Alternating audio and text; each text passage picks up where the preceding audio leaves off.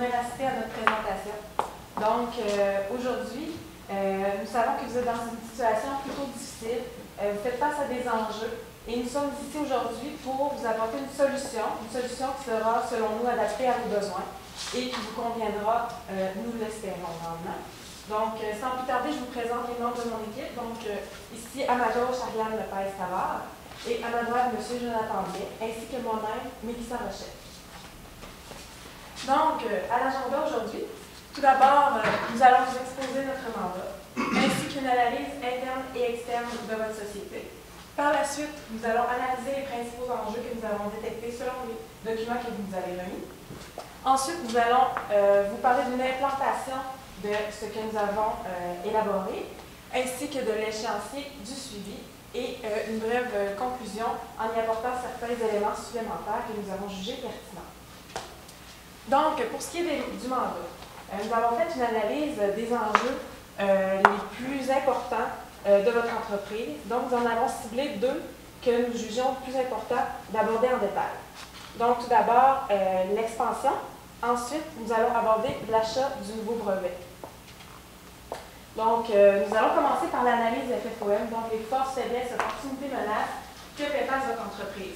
Donc, pour ce qui est des forces de l'entreprise, nous avons premièrement les gros distributeurs. Donc, vous faites affaire présentement avec Walmart, avec Target, avec Maxi, avec Costco. C'est tous des grands distributeurs qui peuvent vous permettre de vous expansionner peut-être éventuellement. Ensuite, votre stratégie est bien ancrée. Donc, nous avons remarqué que vous aviez une stratégie de leadership par les coûts. Cette stratégie-là est bien ancrée et fait preuve d'une réputation qui est aussi bien élaborée. Par la suite, vos faiblesses, les fournisseurs, quelques fournisseurs sont éloignés. Donc, vous nous avez parlé de fournisseurs qui étaient en Asie. Par la suite, les frais d'entreposage sont élevés. C'est quelque chose qui pourrait vous nuire à vos états financiers, évidemment. Votre système de gestion est inefficace. Vous avez des employés qui ne savent pas trop comment l'utiliser. Donc, ça peut être une faiblesse au niveau interne. Par la suite, l'étude de marché lors du développement. Dans le fond, vous nous avez exposé le fait que l'étude de marché serait faite beaucoup trop tardivement lorsque vous décidez ou non de lancer un nouveau projet. Par la suite, vous avez des redevances élevées aux inventaires. Par la suite, les opportunités, donc l'expansion à l'international ou au niveau national, puis le nouveau brevet là, par rapport au système pour les sushis, et les menaces, donc la demande est cyclique pour certains de vos produits, qui pourraient être une menace pour votre entreprise. Donc, les enjeux principaux. Tout d'abord, l'expansion. Je vous disais tout à l'heure, votre stratégie principale, c'est le leadership par les coûts. Donc, nous avons décidé d'établir, de vous donner une vision des solutions qui étaient adaptées à cette stratégie-là. Et donc, vous allez constater que tout au long de notre présentation, nous avons établi des objectifs qui étaient toujours en lien avec cette stratégie de base-là qui semble être gagnante dans votre cas. Par la suite, par rapport à l'expansion, les États-Unis, l'Ouest canadien ou rester au Québec, lequel des trois endroits serait à privilégier? Donc, selon nous, les États-Unis, non, avec une astérisque. Ce que ça veut dire, c'est que non pour l'instant, mais oui à plus long terme. Donc, à court terme, on croit que vous n'avez peut-être pas les moyens pour le faire, mais sur une vision long terme, si vous décidez de vous développer, ça pourrait être quelque chose qui serait intéressant et même très intéressant à envisager. On va vous en parler un petit peu plus loin. Par la suite, rester au Québec, le marché est plutôt restreint, donc on croit que ça pourrait être une meilleure solution d'aller vers l'Ouest canadien. Donc, nous avons appuyé notre décision par certains avantages et inconvénients de chacun des endroits. Donc, grossièrement, pour les États-Unis, on croit que le marché est très grand, les distributeurs sont connus et c'est à proximité. Les coutumes sont semblables, donc ça pourrait être des avantages. Comme je le disais, on ne néglige pas cette opportunité-là. On pense la retarder plus tard. Donc, peut-être sur un horizon beaucoup plus à long terme, ces avantages-là pourraient être acquis pour vous. Par contre, les inconvénients, donc les coûts sont plus élevés. On se souvient, au niveau des brevets, souvent, ça coûtait le double pour ce qui est des brevets lorsqu'on s'étend aux États-Unis. La concurrence est aussi très féroce aux États-Unis, ce qui pourrait peut-être vous nuire. Et pour le Québec, donc la réputation est établie, mais le marché est réduit. Donc c'est pour ça qu'on irait plus avec l'Ouest canadien, qui a grossièrement les mêmes avantages que les États-Unis. Par contre, votre réputation n'est pas encore établie, mais on croit que ça serait plus facile de l'étendre puisque le marché est plutôt semblable dans le restant du Canada. Donc, je vais laisser la parole à mon collègue Jonathan pour la suite de la présentation. Oui, ensuite on avait comme deuxième enjeu, vous aviez confié le mandat de voir s'il fallait accepter ou non l'offre de brevet pour le Freezy Sushi Roller. On a un peu regardé ça, on a calculé. Puis selon nous, on vous recommanderait de refuser l'offre. C'est assez simple. On l'a calculé, on a fait la vanne. Pour vous expliquer un peu la vanne, c'est la valeur des flux monétaires nets qui vous restent à chaque année, mais en dollars d'aujourd'hui, diminué du coût de l'investissement nécessaire, quoi, de 1,6 million de dollars. Alors, même avec cette valeur nette actualisée de 114 000 qui est positive, on a regardé aussi le délai de récupération de vos investissements, c'est de 6 ans. Puis 6 ans maintenant, en affaires, c'est beaucoup trop long, surtout pour une machine à rouler des sushis. On sait qu'avec le développement des technologies, ça risque d'être très dépassé assez rapidement. Un brevet de 10 ans, c'est une perspective trop longue pour un outil de cuisine. Ensuite, l'indice de rentabilité, ça c'est la rentabilité que l'investissement créerait, serait de 7 ce qui est en deçà de ce que votre compagnie est habituée soit d'avoir de 7,8 maintenant, on a aussi regardé les arguments un peu qualitatifs, c'est-à-dire, est-ce que le produit allait avec votre compagnie? Ça semblait un peu aller avec la compagnie, soit d'être innovant, puis de simplifier les outils, les tâches de cuisine. Par contre, le marché que ça allait chercher, soit les politiques de prix, c'était peut-être plus pour des magasins genre le One Break ou des magasins qui vendent des outils de cuisine de plus grande qualité. Parce que des prix comme à 30-35$, ça va chercher quand même plus loin. Donc, juste à cause de la politique de prix, la stratégie du produit, on essayait de ne pas privilégier d'accepter. De plus, sans vouloir vous vexer, M. Anderson, je sais que vous avez été émotionnellement attaché à ce produit, mais des fois, il faut utiliser notre ration, être rationnel, puis y aller et laisser parler les chiffres. Bon, maintenant, on va analyser avec vous tout ce qui est de l'expansion à l'international, mais soit pour nous, on a favorisé l'Ouest canadien. Qu'est-ce qu'on va faire vraiment? C'est quelque chose de complètement nouveau. On va créer une équipe de recherche et développement. Donc, on sait que vous êtes attaché à tous les nouveaux inventeurs qui viennent vous voir régulièrement, vous êtes attaché à eux. On considère que ça coûte très cher les redevances. Donc, qu'est-ce qu'on veut faire? On veut créer complètement innovation, une nouvelle équipe de recherche et développement. On peut amener justement ces investisseurs-là, ces inventeurs à vous êtes attachés, vous les amener avec d'autres chercheurs pour créer une équipe complètement entrepreneuriale. Donc là, c'est nouveau. Là. On peut se faire un peu avec puissance, je ne sais pas si vous connaissez un peu ça, c'est créativité, vous laissez place à l'imagination. Donc, c'est un bon montant qu'on investit pour ça, mais en même temps, au net, ça vient un peu à zéro en termes de coût par rapport aux redevances qu'on payait aux inventeurs. On va tout vous expliquer ça en termes de chiffres un peu plus tard. Donc là, on leur laisse carrément innover et place à les idées, sont ensemble environ sur un espace de 1 an pour qu'ils peuvent trouver des idées et ainsi toutes les redevances vont aller finalement à vous, en fait, M. Anderson et toute l'équipe. Ensuite, notre solution d'expansion va aussi établir un partenariat avec des gros commerçants, soit Walmart, Target. Je dis Target parce que Zellers a été maintenant acheté par Target, donc ça va être maintenant Walmart, Target, en fond, c'est vos deux gros commerçants. Et qu'est-ce qu'on veut faire? On veut faire avec eux un partenariat, soit pour le système, vos frais d'entreposage sont très chers, on va y aller avec un système juste à temps. Donc, c'est l'information ascendante. À tous les mois, par exemple, Walmart vous dit « OK, j'ai besoin de tant de stock, donc vous recevez cette commande, plus besoin d'entreposer beaucoup de stock. » Ça réduit carrément beaucoup et c'est un inventaire permanent. Donc ça va réduire beaucoup et ça va aussi aller avec le système de gestion. Donc, vous devez investir pour un nouveau système de gestion qui va être technologique au même niveau un peu que Walmart et Target le sont. Là. On parle de oui d'investir en technologie, mais c'est pour ensuite diminuer vos coûts à même moyen terme. Et ensuite, pour le système de gestion, plus à l'interne, on va parler, vous allez avoir besoin d'engager un consultant. Parce que là, on sait que, pas pour pas parler seulement de votre équipe en tant que telle. Qu'est-ce qui se passe, c'est qu'il n'y a pas beaucoup de connaissances au niveau gestion comptable. On a besoin d'un consultant qui va venir vous aider, former beaucoup, parce qu'il faut engager. Là, on expansionne, il faut former ces gens-là à comprendre le système de gestion et ça va définitivement, à court terme et moyen terme et même long terme, augmenter vos contrôles et améliorer tout le système de gestion. Et ensuite, investir dans le système de gestion. Et pour la possibilité aussi de... Vos fournisseurs sont loin en Asie et le fait d'expansionner dans l'Ouest canadien, ça vous amène une proximité par rapport aux fournisseurs asiatiques, donc ça devient en fait un avantage finalement d'avoir des fournisseurs un peu plus loin qui coûtent un peu moins cher. Ça, c'est pour notre implantation.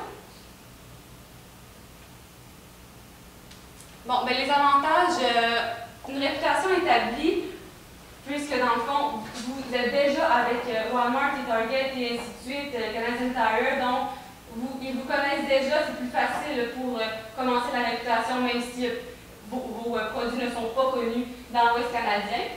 Et pour les frais de publicité, ben ça va les augmenter un peu, c'est sûr, parce qu'on expansionne, mais en même temps, ça va diminuer proportionnellement à l'augmentation des ventes, parce que là, on a la publicité énorme avec ces gros commerçants-là. Et puis, donc, diminution des frais d'entreposage, comme je le disais avec les canaux de distribution de Walmart. L'échéancier, première année, ce qu'on veut vraiment, là, c'est la nouvelle créativité avec la recherche et développement. On mise là-dessus. En partenariat tout de suite avec Walmart et Target. Et puis, on commence le système de gestion canaux de distribution pour ensuite, en l'année 2, là, on y va, on développe dans l'Ouest canadien. C'est en gros l'échéancier. Pour ce qui est, j'avais tantôt parlé, là, je veux que vous compreniez dans le fond la dynamique des nouveaux inventeurs là, avec le recherche et développement, ça ne vous coûtera pas cher. Pourquoi? Parce que si on prend un exemple de redevance de 7,5% des ventes, c'est environ, vous avez dit 5 à 10%, mais on a pris un moyenne de 7,5% des ventes, ça nous amène à plus de 2 millions de dollars de coûts des redevances. Et puis ça, ce montant-là, c'est ce qu'on va venir investir pour les recherches et développement. Donc, au net, ça vous coûte rien, et ça fait juste vous amener où vous l'allez à long terme beaucoup d'argent, parce que dans le fond, c'est de l'argent que vous n'aurez pas besoin de remettre aux inventeurs à chaque année. Maintenant, pour la suite du budget, on sait qu'on allait chercher un budget, vous avez parlé de financement. Mais pour commencer, on va parler par l'élaboration du système de gestion. On a établi un montant de 1 million de dollars. Ce million de dollars-là inclut le système de gestion en tant que tel, le matériel, inclut aussi le consultant et inclut aussi la formation de l'employé. Parce que comme Alain l'a dit précédemment, la formation, un système de gestion n'est rien sans la bonne formation des employés. Et s'ils ne savent pas l'utiliser, ça ne fonctionnera pas. Donc, on allouait 1 million à ce système de gestion pour intégrer la gestion juste à temps, créer les stocks, baisser les coûts dans cet entreposage qui vous coûte extrêmement cher. Le financement, vous aviez parlé que vous pouviez aller chercher 2,5 millions de financement, soit par dette, soit par action ordinaire ou soit par action privilégiée. Nous avons sélectionné pour conserver le ratio que vous aviez de dette et avoir, de 60% dette, 40% avoir. Puis nous avons seulement cherché 1 million dans vos économies du fait, comme on a dit, que le jeu ne valait pas la chandelle, d'aller avec le Freezy Sushi Roller. Donc, effectivement, comme on y va avec 60% dette, 40% action, nous avons privilégié aussi les actions privilégiées. Tout ça pour ne pas diluer le contrôle de votre compagnie, pour que vous puissiez garder le contrôle. Donc, on y allait avec 600 000 dans la dette à long terme, 400 000 dans les actions privilégiées. Ça vous conserve votre ratio pour la banque, tout est correct. Dans les autres points que vous avez confié le mandat, il y avait les régimes de retraite. Vous aviez parlé que vous vouliez instaurer un régime de retraite pour les équipes de vente du marketing. Ce qu'on vous propose, c'est d'instaurer ce régime de retraite-là et de le lier plutôt pour l'expansion à l'étranger. Plutôt que de leur lier des commissions, parce qu'au départ, on sait que ça va peut-être être difficile pour trouver de nouveaux clients, pour établir des nouveaux liens. Mais plutôt que de leur dire qu'on va y aller avec des commissions, peut-être y aller aussi avec un régime de retraite incitatif.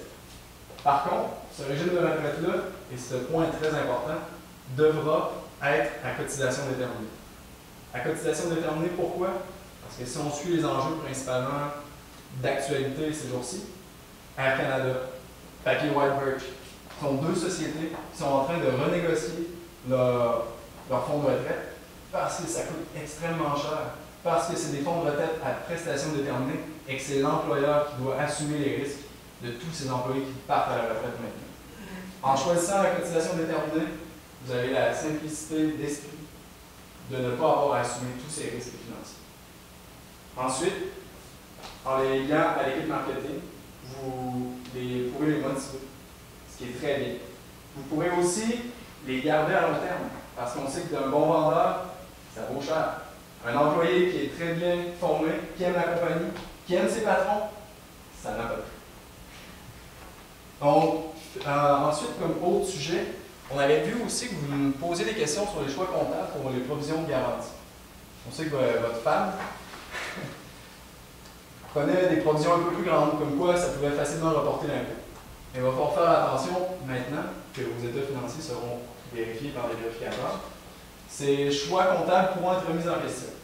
Et ce qui pourrait apporter à avoir des grosses pénalités financières, c'est quoi? À payer l'impôt présentement. Donc, nous vous recommandons de calculer adéquatement ou de faire appel peut-être à un comptable pour calculer les provisions pour garantie.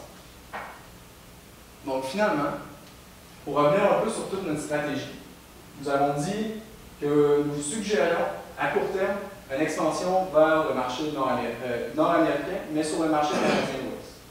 Pourquoi? Parce que vous êtes déjà avec Target, Canadian Tire, Walmart, qui ont le marché canadien au complet. Et nous privilégions aussi un partenariat avec Walmart et Target. Pourquoi? Pour à long terme, pouvoir expansionner sur le marché des États-Unis. Ce qui est très bien, marché très haut. Pourquoi nous ne vous suggérons pas d'y aller présentement? Parce que c'est des très très gros investissements et qu'encore une fois, vous ne voulez pas prendre ces risques-là présentement. Ensuite, nous vous conseillons de refuser l'offre du Free Sushi Roller. Pourquoi? Parce que ça ne vaut pas la chandelle, parce que les bénéfices à faire avec cette invention vont seulement éloigner l'information et le produit, la stratégie que vous avez avec vos produits présents.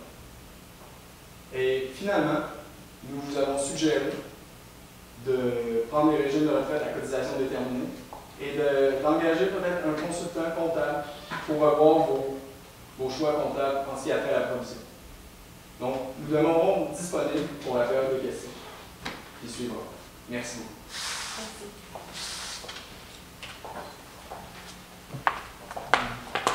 Question. Ouais. Au niveau, en fait, les emplois de volet, c'est la provision. Vous en avez parlé un peu, la provision qui était à 5%, qui devrait peut-être être à 8%. Est-ce que vous avez pris une position sur ce point-là? Vous nous référez à quelqu'un, peut-être en comptabilité ou en fiscalité? Est-ce que vous avez prendre position sur ce point? Selon ce que vous nous aviez donné, il serait plus prudent de prendre les 5%. Mais il faudra justement évaluer le marché, évaluer vos clients. Est-ce que les clients ont d'habitude, c'est de voir aussi avec les nouvelles données qui ne nous étaient pas disponibles. Mais comme ça, nous serions prudents de 5%. On peut juste ajouter, pardon. Je peux juste ajouter d'un point de vue fiscal, vous disiez que ça pourrait permettre de reporter l'impôt. Par contre, si vous incluez un montant beaucoup trop volumineux, cela pourrait peut-être mettre la puce à l'oreille à l'Agence du Canada ou du Québec pour dire que le montant a été gonflé artificiellement. Donc peut-être que la provision ne serait même pas permise, donc le report d'impôt ne pourrait pas avoir lieu dans ce cas. Je voudrais revenir sur votre plan que vous avez calculé pour le Free Sushi Roller. Vous avez proposé différents prix avec différentes estimations de vente. Donc, de ce que je comprends, vous avez essayé toutes ces combinaisons-là et la meilleure combinaison, la plus rentable, vous donne une valeur de 114 000 $. C'est bien ça? Pas la combinaison la plus rentable. Nous avons considéré aussi les choix que vous laissiez, soit de commencer avec un prix un petit peu plus haut et de diminuer le prix le plus possible pour se rapprocher de votre 20 $ cible. C'est ce que nous avons fait, ce qui nous donnait, pour conserver la rentabilité, un prix de 31 $. Donc, avec ces contraintes de prix, nous arriverons à cette date. Et donc, avec cette dame qui est relativement plutôt faible et avec les autres stratégies, donc stratégie d'affaires, politique de prix, vous avez décidé de ne pas marquer la dame. Mais dans une situation hypothétique, vous avez une dame de 1 million de dollars. Est-ce que votre choix a été différent? Non, le choix, en fait, ne se base pas sur le montant de la dame. Aussitôt que la dame, qui est la valeur actualisée nette, est positive, ça veut dire que le projet est rentable, aussitôt qu'on devrait se jeter là-dedans. Par contre, nous avons analysé d'un point de vue qualitatif également le projet. Et nous croyons que nos arguments qualitatifs font en sorte que, même si d'un point de vue quantitatif, ça pourrait être avantageux d'investir dans le projet, les arguments qualitatifs sont donc plus forts. Et aussi, ben, en fond, on voit l'argument qualitatif, c'est beaucoup le fait, votre stratégie à vous, on regarde un 20 $ et moins. Là, on le dit, ça prend 31 $ et plus. Ça vient complètement changer la stratégie. Il faut vraiment rester dans notre stratégie et y aller. Aussi, sur une stratégie d'innovation, créativité, c'est même pas là-dedans encore parce que c'est quelqu'un d'autre qui arrive pour nous, encore des redevances à payer. On est au niveau nouveau et c'est nous qui devons créer nos propres produits. C'est qualitatif aussi, mais en plus, quantitatif, 7% d'indice de rentabilité, c'est pas assez pour nous. C'est pas avec pour vous, en fait. Il ne faut pas vous oublier le délai de récupération qui est 6 ans aussi. C'est extrêmement grand. J'aime l'idée d'aller vers l'ouest. Effectivement, vous avez sorti des points qui sont intéressants. Vous mettez l'accent par contre sur Target et Walmart. On sait que c'est des machines immenses. Est-ce qu'on ne parle pas un pouvoir de négociation avec ses clients quand on rentre avec des super compagnies comme ça, des multinationales? En fait, on croit que ces compagnies-là ont une stratégie d'affaires qui est plutôt semblable à la nôtre. Donc, si on prend Walmart, par exemple, qui utilise beaucoup le leadership par les coûts, puisque notre stratégie à nous, ça rime très bien à la part, on croit que ce serait facile de partager avec eux. Et donc, on ne croit pas en fait que vous avez un pouvoir de négociation comme ça. En fait, on croit que les avantages seraient supérieurs aux coûts de notre niveau. Puis en plus, juste pour ajouter qu'on est déjà avec eux, donc ils nous connaissent déjà, je pense que la négociation est déjà commencée avec vous. C'est seulement d'augmenter le partenariat. Au niveau du financement, vous parlez que l'idéal serait capitaux, actions privilégiées et dettes. Et puis, vous avez parlé des coûts relativement à ça. C'est parce qu'il n'y en a pas ou... Ça fait un coût, en faisant ce ratio-là, ça fait un coût de 7% d'intérêt par année. OK. Puis le fait d'émettre des actions privilégiées, dans ce cas-là, ça me met un coût supplémentaire. Oui, effectivement, ça fait le coût d'émission. Mais le coût d'émission serait calculé éventuellement dans un budget. Nous, en fait, on s'est basé sur des chiffres, disons, plutôt simples pour prendre une décision assez éclairée. Mais c'est certain que si vous décidez éventuellement de choisir cette solution-là, donc tous les coûts potentiels pourraient être analysés plus en détail à ce moment-là. Dans les actions privilégiées, que son il va de l'avant avec ça, je ne perds pas le contrôle. Puis après ça, il n'y a plus de coût après. Après l'émission, c'est fini. Ben, on a les coûts, on a des dividendes cumulatifs de 9%. Là. Qu'est-ce que vous faites avec ça? Les âmes cumulatives de 9%, je suis obligé de les payer. Un dividende cumulatif de 9%. Vous les payez comme des frais d'intérêt. En fait, c'est qu'on n'est pas habitué à ce genre de choses. C'est quoi exactement des actions privilégiées? Juste dans les En fait, les dividendes cumulatifs sont pas obligés d'être payés immédiatement. C'est pas annuellement pour les payer. Si vous décidez de les payer dans 3 ans, dans 5 ans, c'est possible. Lorsque vous allez être expansionné, vous allez avoir davantage de liquidité. Donc à ce moment-là, ça peut être une bonne option de les payer un petit peu plus tard, tout simplement. C'est l'avantage par rapport à la dette, que vous savez, c'est pour payer l'intérêt annuellement, ça c'est notre avantage pour vos expansions qui commencent. On n'a pas besoin de payer à nos débuts, quand nous vont avoir une entreprise. C'est possible de payer le Vous pouvez profiter également